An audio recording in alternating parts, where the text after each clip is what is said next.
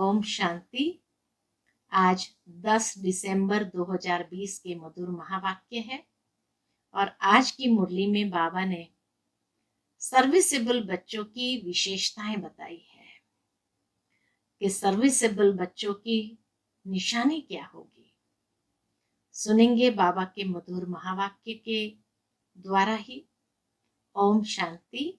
मीठे बच्चे, अविनाशी ज्ञान रत्नों का दान ही महादान है।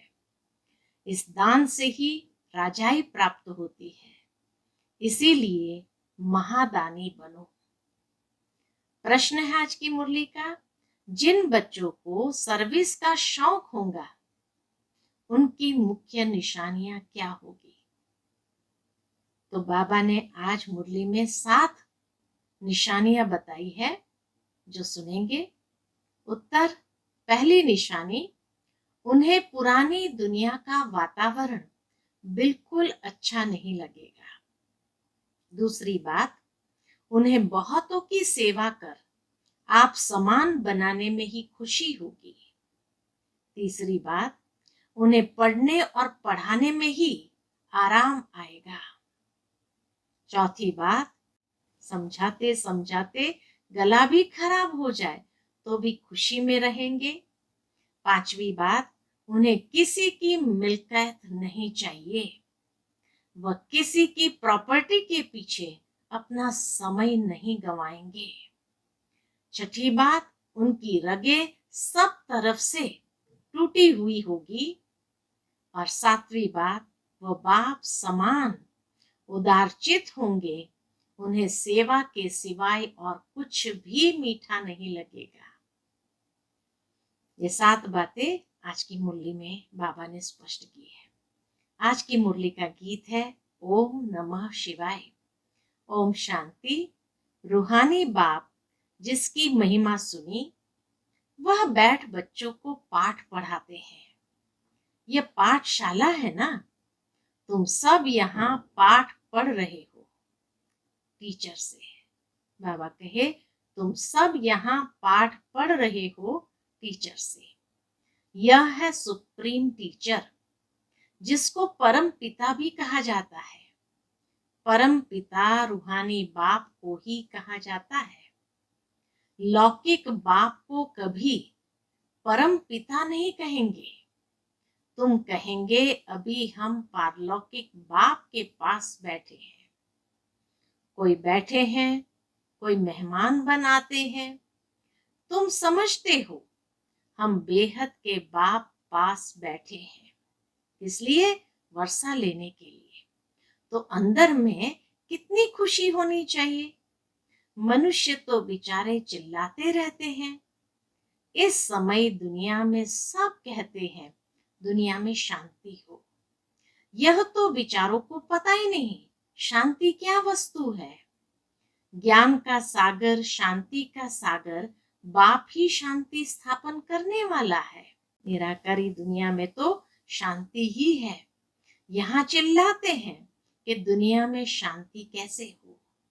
अब नई दुनिया, सतयुग में तो शांति थी, जबकि एक धर्म था। नई दुनिया को कहते हैं पैराडाइज, देवताओं की दुनिया।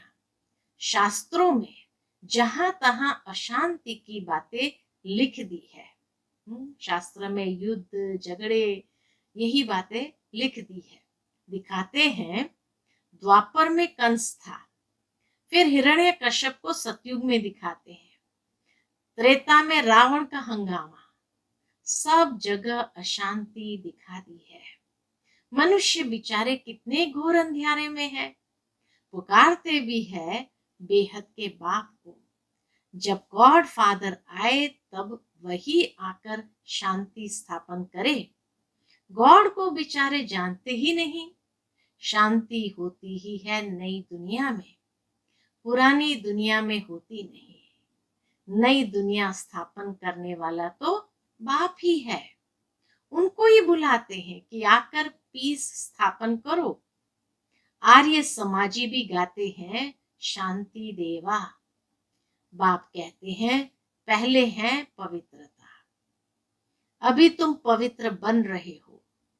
वहां पवित्रता भी है, पीस भी है, शांति भी है, हेल्थ वेल्थ सब है। धन बिगर तो मनुष्य उदास हो जाते हैं। तुम यहाँ आते हो इन लक्ष्मी नारायण जैसा धनवान बनने। यह विश्व के मालिक थे ना, तुम आए हो विश्व का मालिक बनने।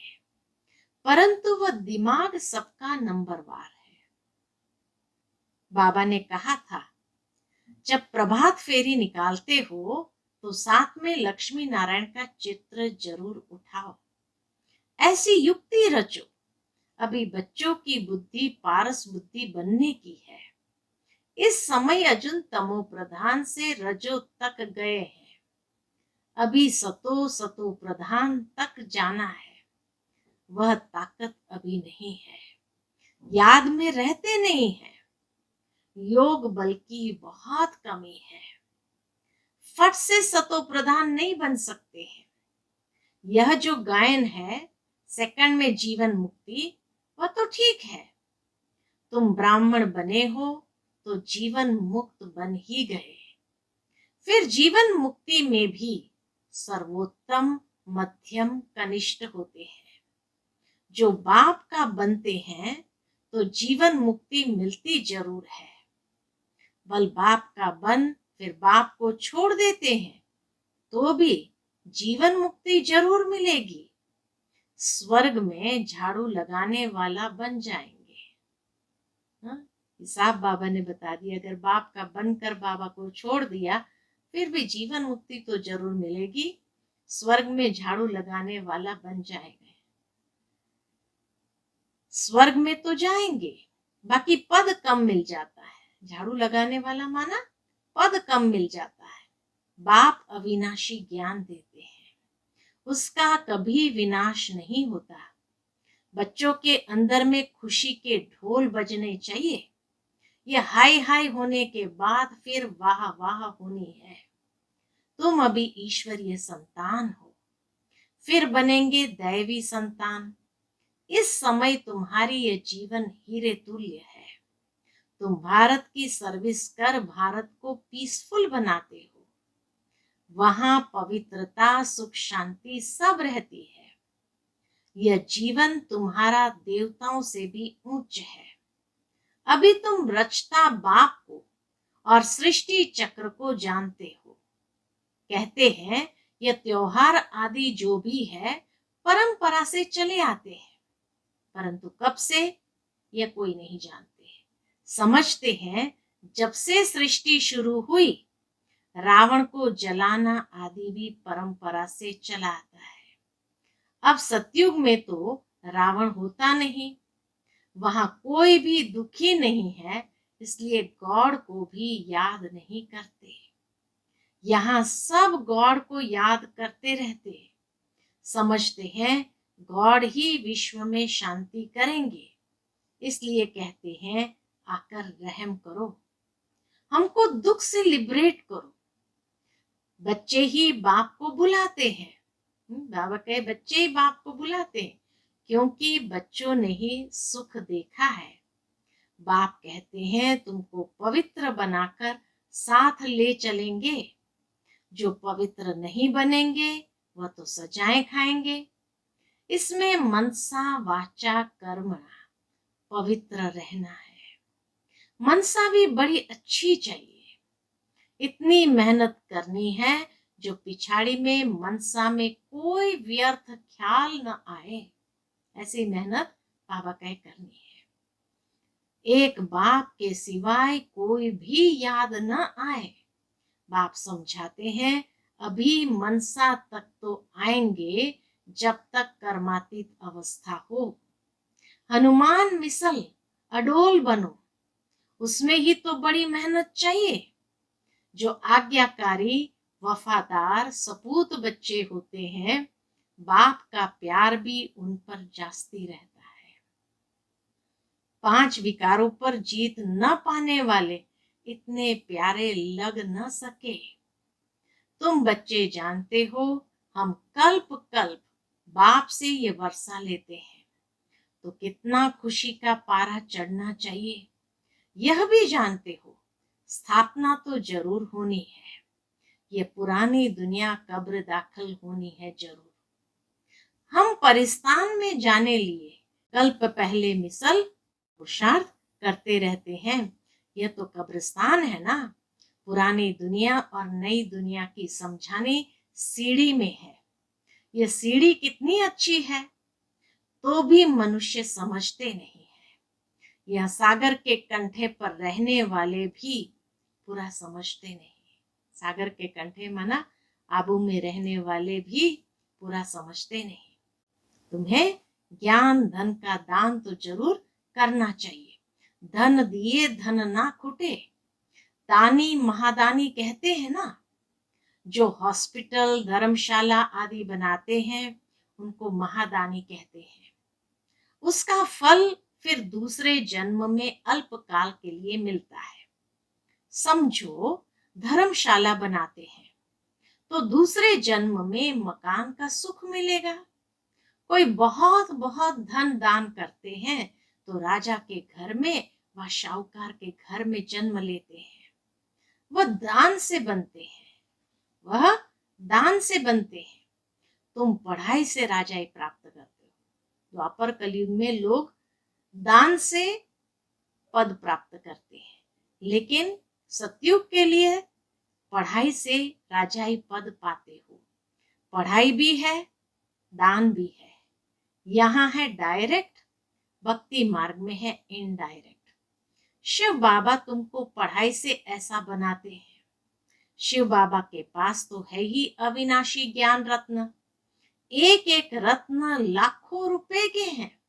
कितनी वैल्यू है। भक्ति के लिए ऐसे नहीं कहा जाता। ज्ञान इसको कहा जाता है, शास्त्र में भक्ति का ज्ञान है।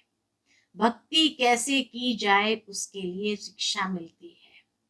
तुम बच्चों को है ज्ञान का कापारी नशा, अर्थात बहुत भारी नशा। तुम बच्चों को है ज्ञान का कापारी नशा। तुम्हें भक्ति के बाद ज्ञान मिलता है। ज्ञान से विश्व की बादशाही का कापारी नशा चढ़ता है। जो जास्ती सर्विस करेंगे उनको नशा चढ़ेगा। प्रदर्शनी अथवा म्यूजियम में भी अच्छा भाषण करने वालों को बुलाते हैं ना, वहां भी जरूर नंबरवार होंगे। महारथी घोड़ेसवार प्यादे होते हैं। देलवाड़ा मंदिर में भी यादगार बना हुआ है। तुम कहेंगे यह है चैतन्य दिलवाड़ा। मधुबन है चैतन्य दिलवाड़ा, वह है जड़।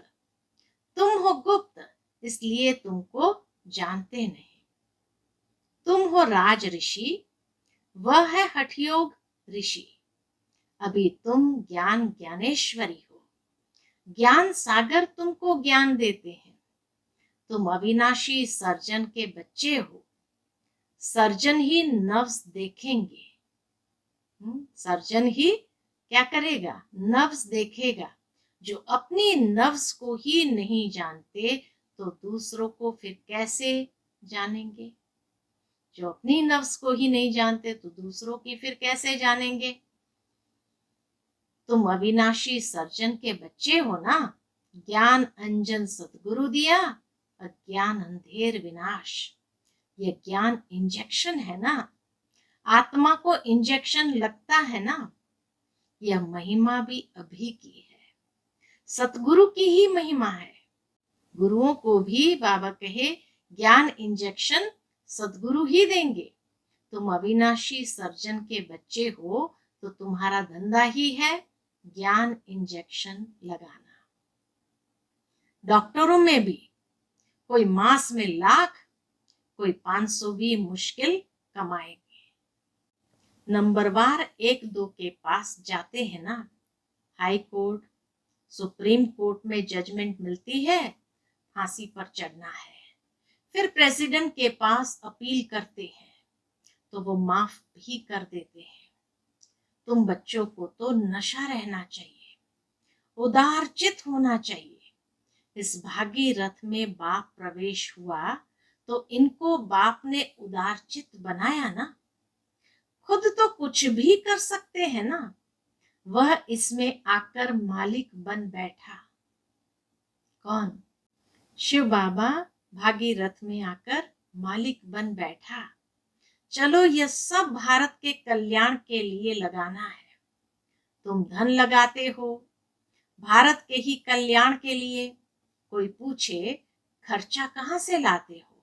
बोलो हम अपने ही तन मन धन से सर्विस करते हैं। हम राज्य करेंगे तो पैसे भी हम लगाएंगे। हम अपना ही खर्चा करते हैं। हम ब्राह्मण श्रीमत पर राज्य स्थापन करते हैं। जो ब्राह्मण बनेंगे वही खर्चा करेंगे। शूद्र से ब्राह्मण बने फिर देवता बनना है। बाबा तो कहते हैं सब चित्र ऐसे ट्रांसलाइट के बनाओ जो मनुष्य को कशिश हो। कोई को झट से तीर लग जाए, कोई जादू के डर से आएंगे नहीं। मनुष्य से देवता बनाना ये जादू है ना। भगवान वाच मैं तुमको राजयोग सिखाता हूँ। हठयोगी कभी राजयोग सिखला ना सके। यह बातें अभी तुम समझते हो। तुम मंदिर लायक बन रहे हो। इस समय यह सारी विश्व बेहद की लंका है। सारे विश्व में रावण का राज्य है। बाकी सतयुग त्रेता में ये रावण आदि हो कैसे सकते? बाप कहते हैं अभी मैं जो सुनाता हूं वह सुनो। इन आंखों से कुछ देखो नहीं। ये पुरानी दुनिया ही विनाश होनी है। इसलिए हम अपने शांति धाम सुखधाम को ही याद करते हैं। अभी तुम पुजारी से पूज्य बन रहे हो। वह नंबर 1 पुजारी थे। नारायण की बहुत पूजा करते थे। कौन? ब्रह्मा बाबा। अब फिर पूज्य नारायण बन रहे हैं। तुम भी पुरुषार्थ कर बन सकते हो। राजधानी तो चलती है ना। जैसे king Edward the first second third चलता है। बाप कहते हैं तुम सर्वव्यापी कहकर हमारा तिरस्कार करते आए हो। फिर भी हम तुम्हारा उपकार करता हूं। यह खेल ही ऐसा वंडरफुल बना हुआ है। पुरुषार्थ जरूर करना है। कल्प पहले जो पुरुषार्थ किया है वही ड्रामा अनुसार करेंगे। जिस बच्चे को सर्विस का शौक रहता है उसको रात दिन यही चिंतन रहता है। तुम बच्चों को बाप से रास्ता मिला है तो तुम बच्चों को सर्विस बिगर और कुछ अच्छा नहीं लगता। दुनियावी वातावरण अच्छा नहीं लगता है। सर्विस वालों को तो सर्विस बिगर आराम नहीं। टीचर को पढ़ाने में मजा आता है। अब तुम बने हो बहुत उच्च टीचर। तुम्हारा धंधा ही यह है। जितना अच्छा टीचर बहुतों को आप समान बनाएंगे उनको इतना इजाफा मिलता है। उनको पढ़ाने बिगर आराम नहीं आएगा। प्रदर्शनी आदि में रात को 12 भी बज जाते हैं। प्रदर्शनी आदि में रात को 12 भी बज जाते हैं तो भी खुशी होती है। थकावट होती है, गला खराब हो जाता है तो भी खुशी में रहते हैं। ईश्वरीय सर्विस है ना, ये बहुत उच्च सर्विस है। उनको फिर कुछ भी मीठा नहीं लगता है। कहेंगे हम यह मकान आदि लेकर भी क्या करेंगे। हमको तो पढ़ाना है, यही सर्विस करनी है। मिल्कियत आदि में खिटपिट देखेंगे तो कहेंगे ये सोना ही किस काम का जो कान कटे। सर्विस से तो बेड़ा पार होना है। बाबा कह देते हैं मकान भी भल उनके नाम पर हो, बीके को तो सर्विस करनी है। इस सर्विस में कोई बाहर का बंधन अच्छा नहीं लगता है। कोई की तो रग जाती है, कोई की रग टूटी हुई रहती है। बाबा कहते हैं मन मना भव तो तुम्हारे विकर्म विनाश होंगे। बहुत मदद मिल जाती है।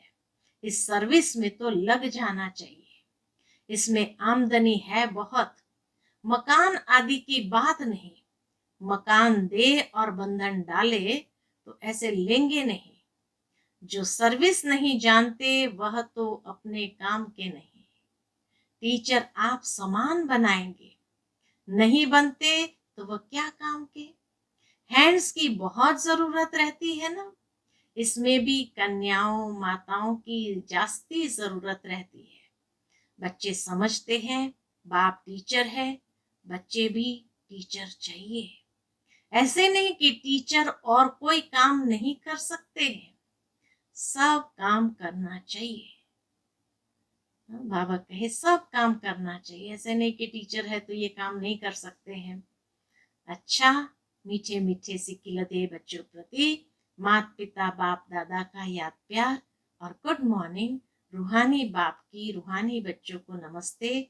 हम सब रूहानी बच्चों की रूहानी माता पिता बाप दादा को याद प्यार, गुड मॉर्निंग और नमस्ते नमस्ते।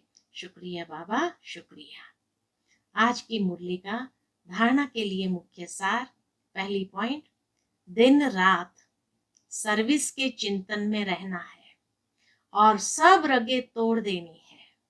सर्विस के बिगर आराम नहीं, सर्विस कर आप समान बनाना है। दूसरी पॉइंट, बाप समान उदार चित्त बनना है, सबकी नब्ज देख सेवा करनी है, अपना तन मन धन भारत के कल्याण में लगाना है। अचल अडोल बनने के लिए आज्ञाकारी वफादार बनना है। आज का बाबा का मधुर वरदान, अंतर्मुक्ता की गुफा में रहने वाले देह से न्यारे देही भव। अंतर्मुक्ता की गुफा में रहने वाले देह से न्यारे देही भव। जो पांडवों की गुफाएं दिखाते हैं वह यही अंतर्मुक्ता की गुफाएं हैं। जितना देह से न्यारे देही रूप में स्थित होने की गुफा में रहते हो, उतना दुनिया के वातावरण से परे हो जाते हो, वातावरण के प्रभाव में नहीं आते। जैसे गुफा के अंदर रहने से बाहर के वातावरण से परे हो जाते हैं, ऐसे ही अंतर्मुक्ता की गुफा भी सबसे न्यारा बना और बाप का प्यारा बना देती है। और जो बाप का प्यारा है वह स्वतः सबसे न्यारा हो जाता है। आज का स्लोगन, साधना बीज है और साधन उसका विस्तार है। विस्तार में साधना को छिपा नहीं देना है। साधना बीज है, साधन उसका विस्तार है, विस्तार में साधना को छिपा नहीं देना। अच्छा, ओम शांति।